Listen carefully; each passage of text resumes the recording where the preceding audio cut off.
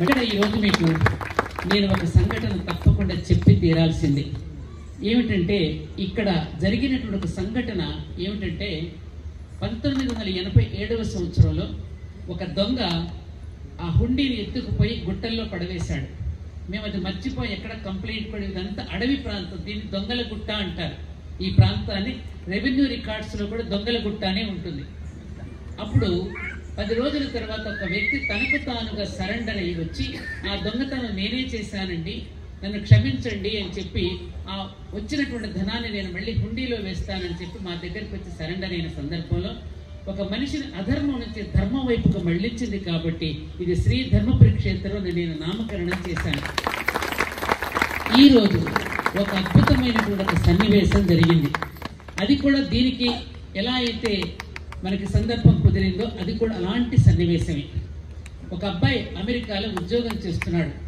ఆ ఉద్యోగం చేస్తున్న అతనికి డ్రీమ్లో 3:30 గంటలకి కల వచ్చి ఒక ప్రదేశాన్ని చూపించి, ఆ ప్రదేశంలోకి వెళ్ళి అక్కడ ఒక అమ్మవారు ఉంటుంది, ఆ చెట్టుకు ఉయ్యాలలు ఉంటాయి, అక్కడ పాములు సర్పాలు తిరుగుతూ ఉంటాయి, ఇలా ఉంటుందనేటువంటి సన్నివేశాన్ని ఒక ఫోటోలో చూపి దృశ్యమానంగా కల వచ్చింది. అక్కడ ఇలాంటి దేవాలయం ఎక్కడుందో నేను ఎలా కనిపెట్టాలి అని చెప్పి అతను అనుకుంటుంటే ఆ కళలో ఒక విషయం ఏం చెప్పింది, ఆ దేవాలయానికి వెళ్ళి ఆ అమ్మవారికి నువ్వు కిరీటాన్ని సమర్పించుకుంటే నువ్వు చేసినటువంటి నేరానికి, ఆ దోషానికి నిర్మూలన జరుగుతుంది, నివారణ జరుగుతుందని కళ్ళలో చెప్పిందట.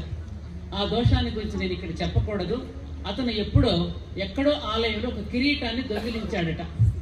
దానికి పరిహారంగా అమ్మవారి కళ్ళలోకి వచ్చి, ఆ పరిహారం నివారించుకోవాలంటే పలానా ఆలయానికి వెళ్ళి కిరీటాన్ని సమర్పించుకోమని అతనికి కలలో వస్తే, విజయవాడ అత్తగారికి మామగారికి ఫోన్ చేసి ఈ దేవాలయం ఎక్కడుందో కనిపెట్టండి అంటే వాళ్ళ మిత్రుల ద్వారా తెలుసుకుని వెతుక్కుంటూ వస్తే ఇదే ఈ ఫోటోలన్నీ పంపింది, ఇదిగో ఈ దేవాలయం అని అమ్మవారి పేరు కూడా కనక విజయదుర్గ అని చెప్పాడు అతను.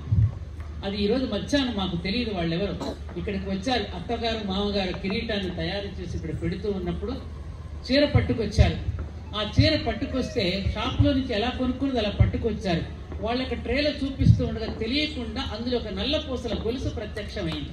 ఇది ఎలా వచ్చిందనేది వాళ్ళు ఆశ్చర్యపోతున్నారు, మేము ఆశ్చర్యపోయాం. నాకు అనిపించింది అప్పుడు ఈ మధ్యనే ముగ్గురమ్మల మూలపుటమ్మ చాలా పెద్దమ్మైనటువంటి లలితాదేవికి ముగ్గురమ్మలని తీసుకుని వచ్చిన ఇచ్ఛాశక్తి, జ్ఞానశక్తి, క్రియాశక్తుల్ని మరి ఆ పెద్దమ్మకు పెద్దయ్య ఉండాలి కదా అని నాకు ఒక సంకల్పం కలిగి ఆయన్ని తీసుకురావడానికి చాలా కృషి చేసి అదిగో అక్కడ కడుతున్నటువంటి పెద్ద ఆలయంలో జ్యోతిర్మయి ఆత్మలింగేశ్వరుడుగా అక్కడ ప్రతిష్టాపన జరిగి 6 నెలలు అవుతుంది, 5 నెలలు 6 నెలలు అవుతుంది.